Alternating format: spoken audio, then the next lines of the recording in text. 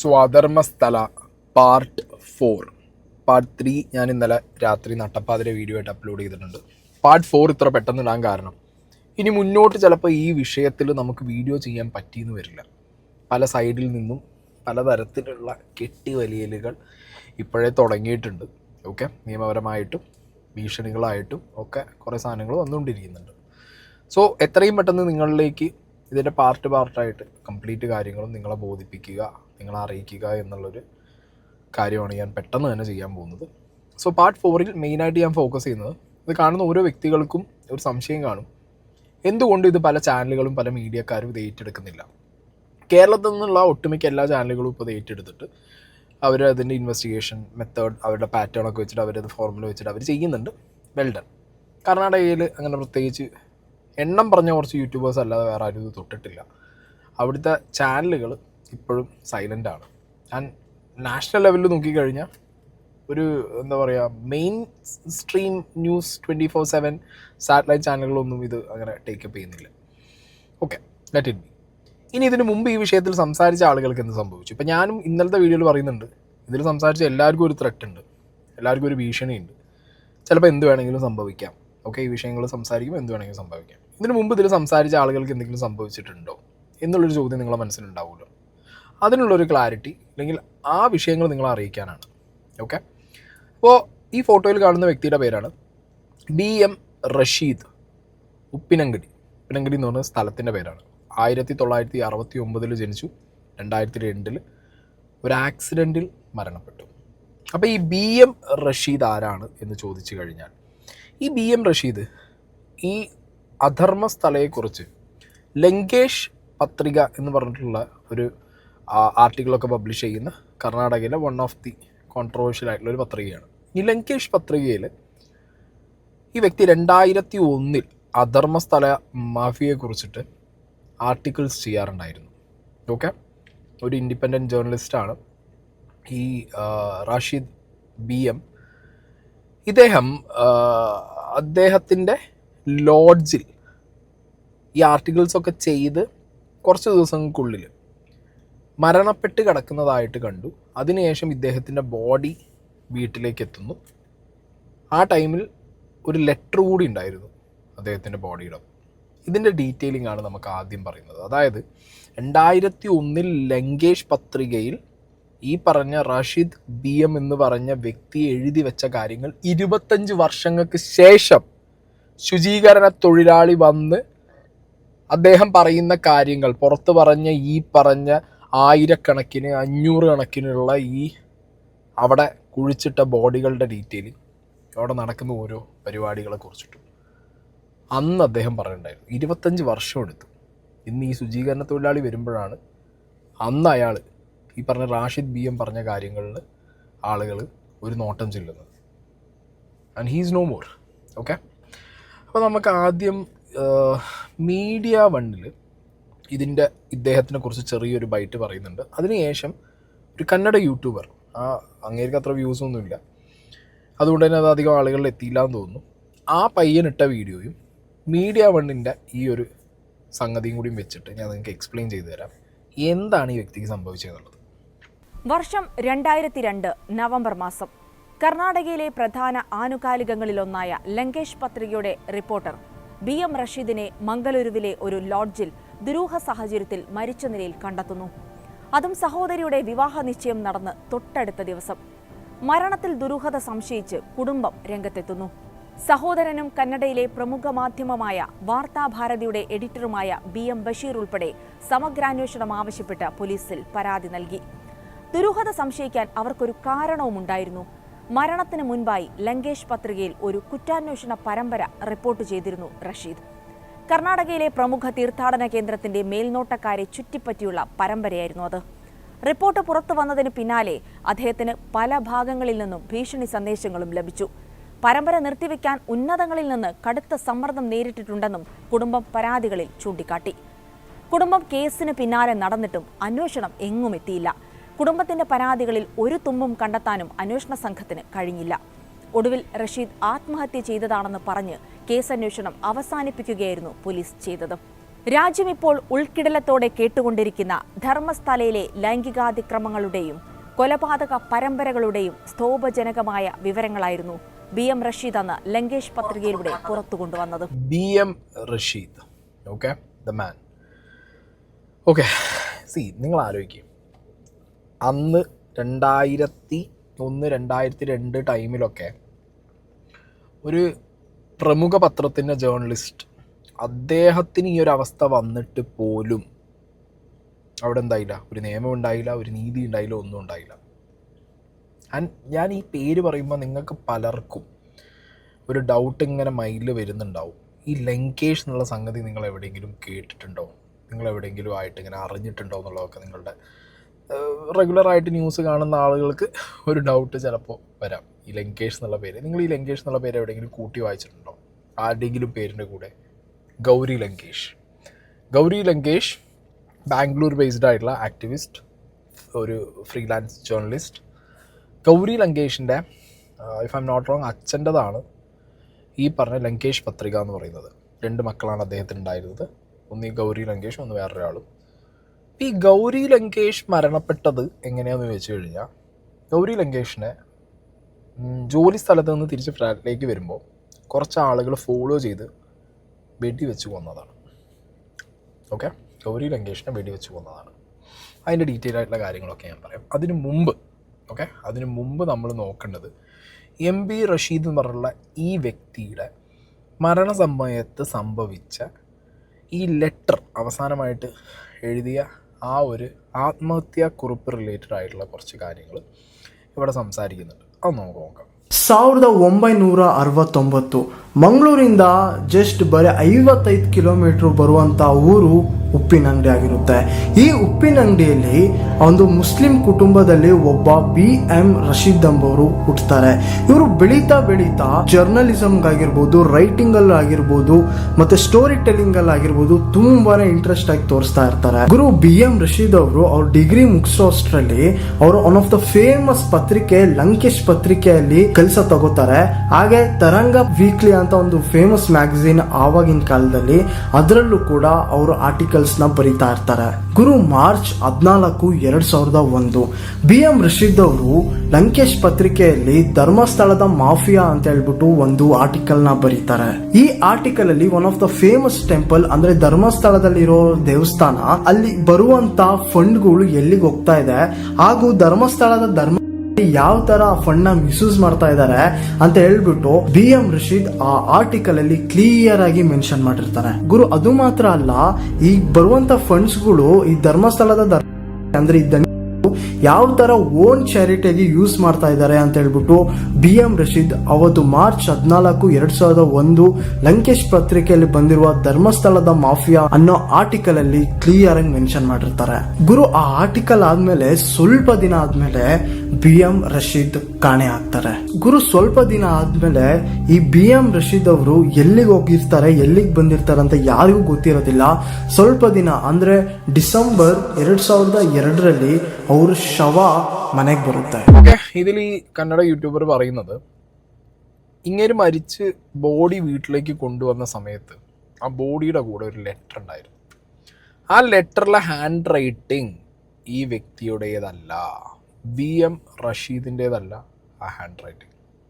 Okay, വീട്ടുകാർക്ക് മനസ്സിലായി, ബാക്കി എല്ലാവർക്കും മനസ്സിലായി, പോലീസ് മാത്രം അതിന് മനസ്സിലായില്ല എന്ന് പറഞ്ഞുള്ളൊരു വേർഷൻ കൊടുത്തിട്ട് ആ കേസ് എന്താക്കി, ആത്മഹത്യാ കേസാക്കി ക്ലോസ് ചെയ്ത് കളഞ്ഞു. അതായത് 2001-2002 ഈ വിഷയം സംസാരിച്ച വ്യക്തിക്ക് പറ്റിയ ഇൻസിഡൻ്റാണ്. ഇനി going back to Gauri Lankesh, ഈ BM റഷീദിൻ്റെ മരണശേഷവും 2012 ആ ടൈമിലൊക്കെ ഇതേ ലങ്കേഷ് പത്രികയിൽ എന്താണോ BM റഷീദ് 2001-2002 ഈ അധർമ്മസ്ഥലയെക്കുറിച്ചും അവിടുത്തെ മാഫിയെക്കുറിച്ചിട്ടും കൊടുത്ത റിപ്പോർട്ടുകൾ, അത് 1 by 1 ആയിട്ട് ഓരോ വർഷവും പ്രസിദ്ധീകരിച്ചു തുടങ്ങി. ഓക്കെ, അത് BM റഷീദ് അന്ന് ചെയ്തത് 10 വർഷങ്ങൾക്ക് ശേഷം വീണ്ടും ലങ്കേഷ് പത്രികകളിൽ വരാൻ തുടങ്ങിയിട്ടുണ്ടായിരുന്നു. അപ്പം ആ ടൈമിൽ ആണ് ഗൗരി ലങ്കേഷ്, ഓക്കെ, ഗൗരി ലങ്കേഷിൻ്റെ മരണം സംഭവിക്കുന്നത് 2017. അതായത് 2012 മുതൽ ഓരോ വർഷമായിട്ട് ഈ ലങ്കേഷ് പത്രികയിൽ BM റഷീദ് കൊടുത്ത പെർട്ടിക്കുലർ അധർമ്മസ്ഥല റിലേറ്റഡ് ആയിട്ടുള്ള കാര്യങ്ങൾ 1 by ഓരോ കൊല്ലം വരുന്നു. ആൻഡ് 2017 ആ പത്രികയുടെ ഫ്രീലാൻസ് ജേർണലിസ്റ്റ് ആയിട്ടുള്ള ഗൗരി ലങ്കേഷ് ദുരൂഹ സാഹചര്യത്തിൽ കുറച്ച് ആളുകൾ വെടിവെച്ചു കൊടുത്തു. ഇപ്പോഴും ആ കേസിലെ കോൺട്രവേഴ്സി തീർന്നിട്ടില്ല. ബിക്കോസ് ഈ കേസിൽ അകത്തായിരുന്ന വ്യക്തികളെ പുറത്തിറങ്ങുമ്പോൾ മാലയിട്ട് സ്വീകരിച്ച കുറേ എക്സ്ട്രീം ഹിന്ദു റൈറ്റിസ്റ്റ് പാർട്ടികൾ, ഓക്കെ, അവരുടെ വീഡിയോസും കാര്യങ്ങളൊക്കെ നെറ്റിൽ അവൈലബിൾ ആണ്. ഇപ്പോഴും അറിയില്ല ഗൗരി ലങ്കേഷിനെ എന്തിന് ആര് ഈ ഒരു രീതിയിൽ കൊലപ്പെടുത്തി എന്നുള്ളത്. കാണുന്നുണ്ടെങ്കിൽ വിരൽ ചൂണ്ടാം, മനസ്സിലായോ? ആൻഡ് ഈ പറഞ്ഞ ലങ്കേഷ് പത്രികയിൽ 2012 മുതൽ ഈ BM റഷീദിൻ്റെ ഈ പറഞ്ഞ അധർമ്മസ്ഥലയെക്കുറിച്ചിട്ടുള്ള അയാൾ എഴുതിയ ആ ഒരു പെർട്ടിക്കുലർ സീരീസ് ഓഫ് എഴുത്തുകൾ ആര് 2012 മുതൽ പോസ്റ്റ് ചെയ്തു എന്നുള്ളത് അവൈലബിൾ അല്ല. ആരോ പോസ്റ്റ് ചെയ്തു. ഗൗരി ലങ്കേഷ് 2017 വെടിവെച്ച് കൊല്ലും ചെയ്തു. അപ്പോൾ ഇതെല്ലാം കൂട്ടി വായിക്കുമ്പോൾ നിങ്ങൾക്ക് എന്താണ് തോന്നുന്നത്? ഓക്കെ, ഗൗരി ലങ്കേഷിൻ്റെ വിഷയമാണെന്നുണ്ടെങ്കിലും ഇതിൽ പറഞ്ഞ BM റഷീദിൻ്റെ വിഷയമാണെങ്കിലും ഇവരൊക്കെ എങ്ങനെ ഇവർക്ക് ഇതൊക്കെ സംഭവിച്ചു എന്നുള്ളൊരു ചോദ്യത്തിന് ഉത്തരം ഇപ്പോഴും അൺനോൺ ആണ്. ഇനി അടുത്തൊരു വിഷയം വരുന്നത് ഇവിടെ മലയാളിയായിട്ടുള്ള ഒരു വ്യക്തി, ഓക്കെ, ആ വ്യക്തിയുടെ അച്ഛൻ്റെ അച്ഛൻ അധർമ്മസ്ഥലയിൽ കയറി ചെന്ന് അന്ന് ഭൂമി വെട്ടിപ്പിടിക്കുന്ന പരിപാടി ഉണ്ടല്ലോ, കുറേ കാലങ്ങൾക്ക് മുമ്പ് നമ്മുടെ നാട്ടിലൊക്കെ അങ്ങനെയാണ്. ഭൂമി വെട്ടിപ്പിടിക്കും, പിന്നെ അത് പട്ടയഭൂമിയായിട്ട് മാറും. വനഭൂമിയോ അല്ലെങ്കിൽ ബാക്കി സ്ഥലങ്ങളൊക്കെ വെട്ടിപ്പിടിച്ചിട്ട് അവരുടെ അധീനതയിലൊക്കെ ഏക്കർ കണക്കിന് സ്ഥലം പിടിച്ച് അങ്ങനെ ലാൻഡ് ലോഡ്സ് ആയിട്ടുള്ള ടീമുകൾ ഇഷ്ടംപോലെ കർണാടക ബെൽറ്റിലൊക്കെ ഉണ്ട് ഇപ്പോഴും, ഓക്കെ. അപ്പോൾ അങ്ങനെ ഒരു വ്യക്തി, ആ വ്യക്തിയുടെ മകൻ KJ ജോയ്, ആ മകൻ്റെ മകൻ അനീഷ് ജോയ്. ഈ അനീഷ് ജോയാണ് ഇപ്പോൾ ന്യൂസിലും മനാഫ് പോയ സമയത്ത് മനാഫിൻ്റെ അടുത്തൊക്കെ ഒരു വെളിപ്പെടുത്തൽ നടത്തി. അനീഷ് ജോയിൻ്റെ അപ്പൻ്റെ അപ്പൻ, അത് ഗ്രാൻഡ് ഫാദർ അധർമ്മസ്ഥലയിൽ 50 ഏക്കറിൽ കൂടുതൽ സ്ഥലം വെട്ടിപ്പിടിച്ചിട്ടുണ്ടായിരുന്നു എന്നും അതിലൊരു 20 ഏക്കർ സ്ഥലം അവിടെ പട്ടയഭൂമിയായി മാറിയ സമയത്ത് അധർമ്മസ്ഥലയുടെ കുറച്ച് നേതൃത്വത്തിലുള്ള ആളുകൾ വന്ന് ആ സ്ഥലം ചുളു പൈസയ്ക്ക് അവരുടെ കയ്യിൽ നിന്ന് ഭീഷണിപ്പെടുത്തി വാങ്ങിയെന്നും അതിനുശേഷം ഗ്രാൻഡ് ഫാദർ മരിച്ചതിന് ശേഷം ബാക്കി വന്ന സ്ഥലം ഒരു 20-25 ഏക്കർ KJ ജോയ് എന്ന അനീഷ് ജോയുടെ അച്ഛൻ്റെ പേരിലേക്ക് മാറുകയും ആ അച്ഛൻ്റെ പേരിലേക്ക് മാറിയ സ്ഥലത്ത് അവർ കച്ചവടവും കാര്യങ്ങളൊക്കെ ആയിട്ട് ധർമ്മസ്ഥലയിൽ തന്നെ പോയിക്കൊണ്ടിരിക്കുന്ന സമയത്ത് അത് വീണ്ടും ഭീഷണിപ്പെടുത്തി വാങ്ങാൻ വേണ്ടിയിട്ട് ഈ അധർമ്മസ്ഥല റിലേറ്റഡ് ആയിട്ടുള്ള കുറച്ച് വ്യക്തികൾ വന്നതിനെക്കുറിച്ചും ഇതിനെ തുടർന്ന് KJ ജോയ് എന്ന് പറഞ്ഞ അനീഷിൻ്റെ ഫാദർ അയാളുടെ വർക്ക് റിലേറ്റഡ് ആയിട്ട് ഒരു സ്ഥലത്ത് പോയി തിരിച്ചു വരുന്ന വഴിക്ക് ആക്സിഡൻറ്റിൽ മരണപ്പെട്ടു. അപ്പോൾ ഇപ്പോൾ അനീഷ് ജോയ് പറയുന്നത് റോഡ് ഫ്രണ്ടേജുള്ള ഈ 50-55 ഏക്കർ സ്ഥലം മൊത്തമായി ഇവരുടെ കയ്യിൽ നിന്ന് മേടിക്കാൻ വേണ്ടി അല്ലെങ്കിൽ തട്ടിയെടുക്കാൻ വേണ്ടിയിട്ട് ഇത് അവിടുത്തെ ആളുകൾ ചെയ്ത കൊലപാതകമാണ് എന്നാണ്. ഓക്കെ, അപ്പോൾ നമുക്കിനി അനീഷ് ജോയ് പറഞ്ഞ കാര്യങ്ങളും കൂടി നമുക്കൊന്ന് ഡീറ്റെയിൽ ആയിട്ട് കേൾക്കാം. ആ 20 ഏക്കറിൽ 4 ഏക്കർ 37 സെന്റ് സ്ഥലമുണ്ട് വേറെ സെപ്പറേറ്റ് ആയിട്ട്. അതിൽ തന്നെ ഉള്ളതാണ് ഡോക്യുമെന്റ്സും പേപ്പറുകൾ കാര്യങ്ങളെല്ലാം വിത്ത് ഡോക്യുമെന്റ്സ് നമ്മുടെ കയ്യിലുണ്ടത്. ആ സ്ഥലത്തിന് അത് എൻ്റെ പപ്പയുടെ അനിയൻ്റെ പേര് കിടന്ന സ്ഥലമാണ്. ആ സ്ഥലത്തിന് ലോൺ എടുക്കാൻ വേണ്ടിയിട്ട് എൻ്റെ പപ്പായും എൻ്റെ പപ്പയുടെ അനിയനും എല്ലാവരും കൂടെ ലോൺ എടുക്കാൻ വേണ്ടിയിട്ട് പോകുന്നു. ഏതൊക്കെയാണ് സ്ഥലമില്ല, സ്ഥലം അവർ കൈവശപ്പെടുത്തി വെച്ചേക്കും. എന്നാൽ പിന്നെ അതിന് ഡോക്യുമെന്റ്സ് ഉണ്ടല്ലോ, ലോൺ എടുക്കാമെന്ന് പറഞ്ഞ് ഇവർ ലോൺ എടുക്കാൻ പോകുന്നു. ഈ ലോൺ എടുക്കാൻ വേണ്ടി പോയ ബാങ്കിലെ ഏതോ ഒരു സ്റ്റാഫ് ഇവർക്ക് കൃത്യമായിട്ട് ഇൻഫർമേഷൻ കൊടുത്തു, KJ ജോയ് ഈ സ്ഥലത്തിന് ഡോക്യുമെന്റ്സുമായിട്ട് ലോണിന് വന്നിട്ടുണ്ടെന്ന്. അങ്ങനെ പിന്നെയും ഈ സുഭാഷ് ഭീഷണിയായിട്ട് വരുന്നു. ഇത് മെയിനായിട്ട് ഇതിൻ്റെ അകത്ത് മൊത്തത്തിൽ ചെയ്തേക്കുന്ന ഈ സുഭാഷ് എന്ന് പറഞ്ഞ ആളാണ്. ഈ സുഭാഷ് പിന്നെ ഭീഷണിയായിട്ട് എൻ്റെ പപ്പായെ വിളിക്കുന്നു. പപ്പ എൻ്റെ അടുത്ത് പറഞ്ഞിട്ടുണ്ട്, ഞാൻ ഈ സുഭാഷിനെ ആക്ച്വലി ഞാൻ കണ്ടിട്ടില്ല, എനിക്ക് ഈ സുഭാഷിനെ എനിക്ക് അറിയത്ത് പോലില്ല. പപ്പ വീട്ടിൽ പറയുന്നുണ്ടായിരുന്നു, സുഭാഷ് വിളിക്കുന്നുണ്ട്, ധർമ്മസ്ഥലത്ത് നിന്ന് സുഭാഷ് വിളിക്കുന്നുണ്ട്. പപ്പ എപ്പോഴും വീട്ടിൽ പറയുന്ന കാര്യമായിരുന്നു. സുഭാഷ് വിളിക്കുന്നുണ്ട്, സ്ഥലം എഴുതി തരാൻ പറയുന്നുണ്ട്, അവരെ വിളിച്ചുകൊണ്ട് വരാൻ പറയുന്നുണ്ട്. എന്നിട്ടാണ് സുഭാഷ് പിന്നെ വിളിക്കുന്നു. അത് എല്ലാം ഡോക്യുമെന്റ്സ് എല്ലാം ആയി കിടക്കുക, നിങ്ങൾ പെട്ടെന്ന് ഇമ്മീഡിയറ്റ് വന്ന് എഴുതി തരണം, നിങ്ങൾ ലോൺ എടുക്കാൻ പോയിട്ടുണ്ടെന്നല്ലേ സംഭവം ഞങ്ങൾ അറിഞ്ഞിട്ടുണ്ട്, അത് നിങ്ങൾക്കത് ബുദ്ധിമുട്ടുണ്ടാക്കും, നിങ്ങൾ പെട്ടെന്ന് സ്ഥലം വന്ന് എഴുതി തരണം. എന്നാലും എൻ്റെ പപ്പ അത് മൈൻഡ് ചെയ്തില്ല. എന്നിട്ട് ആ ലോൺ എടുക്കുന്ന അത് അവർ പോയത് പിന്നെ അവിടെ തന്നെ നിർത്തിവെച്ചു. പിന്നെ അതിൻ്റെ പുറകെ പപ്പ പോയിട്ടില്ല, ലോൺ എടുക്കാൻ പിന്നെ പപ്പ അതിൻ്റെ പുറകെ പിന്നെ പോയില്ല. പപ്പ ചികിത്സയായിട്ട് മുമ്പോട്ട് പോകുമായിരുന്നു. മൂടുബദ്ര എന്ന് പറഞ്ഞ സ്ഥലത്ത് മുൻകൂർ എന്ന് പറഞ്ഞൊരു സ്ഥലമുണ്ട്, അവിടെ ഒരു തളർവാദ രോഗിനെ ചികിത്സിക്കാൻ പോകുമായിരുന്നു പപ്പ. അവിടുന്ന് ചികിത്സയും കഴിഞ്ഞ് പപ്പ അവിടുന്ന് നേരെ തിരിച്ചു വരുമ്പോഴാണ് അവിടെ അന്ന് പപ്പയ്ക്ക് പൈസ കിട്ടാനും ഉണ്ടായിരുന്നു, ഒരു 8000 രൂപ പൈസയും കിട്ടാനുണ്ടായിരുന്നു അവിടെ. ആ പൈസയും മേടിച്ച് അവിടുന്ന് പപ്പ തിരിച്ചു വരുന്ന വഴിക്കാണ് പപ്പയെ ഒരു നീല പർദ്ദ കെട്ടിയ ഒരു വണ്ടി പപ്പയെ ഇടിക്കുന്നു. പപ്പ റോഡിൽ തന്നെ മരിക്കുന്നു. അവിടെ ഓൺ ദി സ്പോട്ടിൽ തന്നെ പപ്പ മരിക്കുന്നു. അവിടെ ഒരു പെൺകുട്ടി കണ്ടതാ, ആ പെൺകുട്ടി ഡയറക്റ്റ് സ്റ്റേറ്റ്മെന്റും പറഞ്ഞതാണ്, ഇങ്ങനെ ഒരു നീല പർദ്ദ കെട്ടിയ ഒരു വണ്ടി ഇയാളെ വന്ന് ഇടിച്ചിട്ട് അവിടുന്ന് തിരിച്ചിട്ട് പോയി.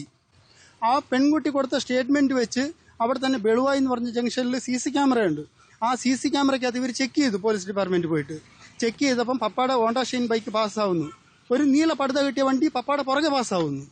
ഇതെല്ലാം ആ CC ക്യാമറയ്ക്കകത്തുമുണ്ട്, സംഭവമുണ്ട്. എന്നിട്ടും ഇവരെന്താക്കി ആ വണ്ടി അതൊന്നും ഇവർക്ക് മനസ്സിലായി. ഈ വണ്ടി 2 ദിവസം സ്റ്റേഷനിൽ കൊണ്ടുപോയി വെച്ചു. മൂടുബദ്ര സ്റ്റേഷനിൽ ഈ വണ്ടി 2 ദിവസം കൊണ്ടുപോയി വെച്ചു, ഈ ടെമ്പോ. എന്നിട്ട് ഈ വണ്ടി അവിടുന്ന് വെറുതെ തിരിച്ചു പറഞ്ഞു വിട്ടു, കേസെടുത്തില്ല. ഓക്കെ, അപ്പൊ മകൻ പറഞ്ഞ കാര്യങ്ങൾ നിങ്ങൾക്ക് വ്യക്തമാണല്ലോ. ഈ അനീഷ് ജോയിയുടെ ഫാദർ KJ ജോയിയുടെ പേരിലേക്കാണ് KJ ജോയിയുടെ അപ്പം മരിച്ച സമയത്ത് ഈ സ്ഥലം കൺവേർട്ടായിട്ട് വന്നത്. അക്രമസക്രമം എന്ന് പറഞ്ഞുള്ളൊരു നിയമമുണ്ട് കർണാടകയിൽ. അപ്പോൾ ആ നിയമം വെച്ചിട്ട് ഓൾറെഡി ഇവർ പട്ടയത്തിന് അപ്ലൈ ചെയ്തത് അപ്പൻ്റെ കാലം, അത് ഗ്രാൻഡ് ഫാദറിൻ്റെ കാലത്ത് അപ്ലൈ ചെയ്തതാണ്. അത് മകനായ ഇയാളുടെ ഫാദറിന് കിട്ടി. അപ്പോൾ അവർ പുൽത്തൈലൊക്കെ വിറ്റ് ജീവിക്കുന്ന ആളുകളായിരുന്നു അവരുടെ എന്താ പറയുക മുത്തശ്ശന്മാരെ കാലം മുതൽ ധർമ്മസ്ഥലയിൽ. അങ്ങനെ കിട്ടിയ സ്ഥലത്ത് അവരെന്ത് ചെയ്തു, ചെറിയൊരു പരിപാടിയൊക്കെ തുടങ്ങി. അതിനൊപ്പം തന്നെ ഇവർ നാട്ടുവൈദ്യം, പുൽത്തൈലം ഉണ്ടാക്കുന്ന നാട്ടുവൈദ്യം സെറ്റപ്പൊക്കെ തുടങ്ങി. അങ്ങനെ ജീവിച്ചു പോന്നിരുന്ന ആളുകളാണ് ഈ ഗ്രാൻഡ് പാക്ക്. അതായത് ഈ മരിച്ച ഇവർ കൊന്നു എന്ന് പറയുന്ന KJ ജോയ്, അനീഷിൻ്റെ അച്ഛന് 12 കുട്ടികളാണ്. അതിൽ ഒരാളാണ് KJ ജോയിൻ്റെ പേരിലാണ് സ്ഥലം വന്നത്. ഈ സ്ഥലം വന്നത് കോടിക്കണക്കിന് ഇപ്പോൾ മതിപ്പ് വിലയുള്ള സ്ഥലമാണ്. ഓക്കെ, അപ്പോൾ അത് ഏത് രീതിക്കും അതായത് അവിടുത്തെ സ്ഥലം, അധർമ്മസ്ഥലയിൽ ഒരു സ്ഥലവും ഈ പറഞ്ഞ ആളുകളുടെ കയ്യിൽ നിന്നല്ലാതെ പുറത്തുനിന്ന് ഒരാളെ കയ്യിലും പോയിക്കൂടാ. അത് അവരുടെ കംപ്ലീറ്റ് അവരുടെ KGF ആണ്. അവിടുത്തെ റോക്കി ബായിൻ്റെ അണ്ടറിൽ തന്നെ എന്ത് വരണം, ഈ പറഞ്ഞ സ്ഥലമൊക്കെ വരണം, വേറൊരാളുടെ കയ്യിൽ ഇരുന്ന് കൂടാ. അപ്പം അതിന് വേണ്ടിയിട്ട് ഇവരെന്ത് ചെയ്യും, ആളെ തട്ടും, ഭീഷണിപ്പെടുത്തും, എന്ത് പരിപാടി അവർ കാണിക്കും. അപ്പം അങ്ങനെ KJ ജോയ് എന്ന് പറഞ്ഞ വ്യക്തി, അനീഷ് ജോയുടെ അച്ഛനെ ഇവർ തീർത്തു. അത് കണ്ടു നിന്നു, ഐ വിറ്റ്നസ് ഉണ്ട്, വണ്ടി പിടിച്ചു, നോ യൂസ്, ഒരു കാര്യമല്ല. ഇപ്പോഴും ആ സ്ഥലം അവിടെ ഉണ്ട്, ഡോക്യുമെൻറ്റ്സ് ഈ പറഞ്ഞ അനീഷ് ജോയുടെ കയ്യിലും ഉണ്ട്. ആ സ്ഥലത്ത് റബ്ബർ നട്ടിരിക്കുക. ആരാന്നുള്ളത് ഇനി ഞാൻ പറഞ്ഞിട്ടുണ്ടല്ലോ, പ്രത്യേകിച്ച് ഞാൻ പറയണ്ട. ആ ടീംസ് അവിടെ റബ്ബർ നട്ടിരിക്കുകയാണ്. അപ്പം ഇതാണ് ഏറെക്കുറെ ഇപ്പോൾ അധർമ്മസ്ഥലയിൽ നടക്കുന്നത്. ഓക്കെ, ശുചീകരണ തൊഴിലാളി എത്ര കാലം ഉണ്ടാവും എന്നുള്ളത് എനിക്കറിയില്ല.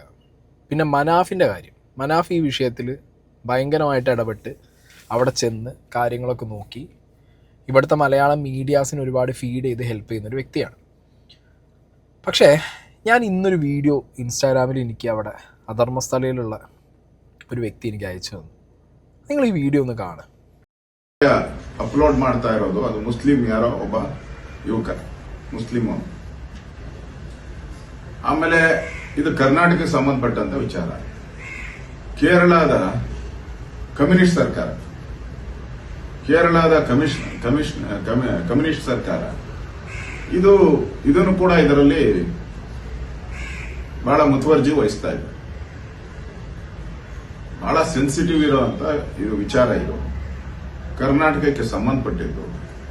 ಕೇರಳ ಸರ್ಕಾರ ಯಾಕೆ ಬಂತು ಇದರಲ್ಲಿ? ಕೇರಳ ಸರ್ಕಾರ ಅಲ್ಲಿನ ದೇವಸ್ಥಾನಗಳನ್ನ ಯಾಕೆ ನಡೆಸ್ಕೊಂತ ಇದೆ? ಅಯ್ಯಪ್ಪ ವಿಚಾರವಾಗಿ ಏನೇನು ಗೊಂದಲಗಳು ಮಾಡಿ ಅಯ್ಯಪ್ಪ ದೇವಸ್ಥಾನಕ್ಕೆ ಏನೇನು ಅವಮಾನಗಳು ಮಾಡಿದ್ದಾರೆ ಅದೆಲ್ಲ ಜಗಜ್ಜಾಹಿರಾತ ಆಗ್ಬಿಟ್ಟಿದೆ ಅಲ್ಲಿನ ಕಮ್ಯುನಿಸ್ಟ್ ಸರ್ಕಾರ. ಈ ವಿಚಾರವಾಗಿ ಅವ್ರು ಯಾಕೆ ಬಂದರು? ഇയാൾ ആരാന്നൊന്നും എനിക്ക് വലിയ പിടുത്തമില്ല. ഇയാളോട് റെഫർ ചെയ്യുന്ന മനാഫിനെയൊക്കെയാണ്. കാരണം മുസ്ലിമായ വ്യക്തികൾ അവിടെ കേരളത്തിൽ നിന്ന് ചെന്ന് അവിടെ ചെന്ന് വീഡിയോ ഇടുന്നു, മീഡിയ കാര്യങ്ങൾ അറിയിക്കുന്നു. കേരള മീഡിയ ഇത് ഭയങ്കരമായിട്ട് ടേക്കപ്പ് ചെയ്യുന്നു. അതൊരു വർഗീയതയുടെ ലൈനിലേക്ക് കർണാടകക്കാരുടെ ഇടയിലേക്ക് ഈ സാധനം ഇട്ട് കൊടുക്കാനാണ് ഇവനെ പോലുള്ള വൃത്തികെട്ടവന്മാർ ശ്രമിച്ചുകൊണ്ടിരിക്കുന്നത്. പിന്നെ ഇവിടെ കമ്മ്യൂണിസ്റ്റ് പാർട്ടിയാണ് ഭരിക്കുന്നത്. ഇവിടെ അവർ ഭരിക്കുമ്പോൾ തന്നെ അയ്യപ്പൻ അവർ ചെയ്തു വെച്ചത് അറിയാമല്ലോ, ശബരിമല. അവർക്ക് എന്താണ് ഇവിടെ ഇൻട്രസ്റ്റ് ഉള്ളത്? കർണാടകയിലെ വിഷയം കർണാടകയ്ക്ക് തീർക്കാൻ അറിയാം. കേരള സർക്കാർ എന്തിനും ഇതിൽ ഇൻട്രസ്റ്റ് ചെയ്യണം? ഇതിൽ കേരള സർക്കാർ ഇടപെട്ടതായിട്ട് എൻ്റെ അറിവിലില്ല. ഓക്കെ. പിന്നെ മലയാളത്തിലെ മീഡിയാസ് ചാനലുകളൊക്കെ ഇത് ടേക്കപ്പ് ചെയ്യുന്നുണ്ട്.